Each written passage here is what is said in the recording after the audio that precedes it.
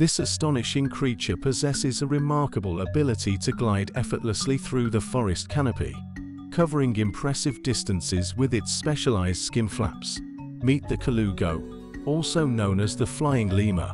Despite not being a true lemur nor capable of true flight, this extraordinary mammal uses its webbed skin membrane, stretching from its limbs to its tail, to glide gracefully between trees in search of its plant-based diet, consisting mainly of leaves, shoots, and fruits.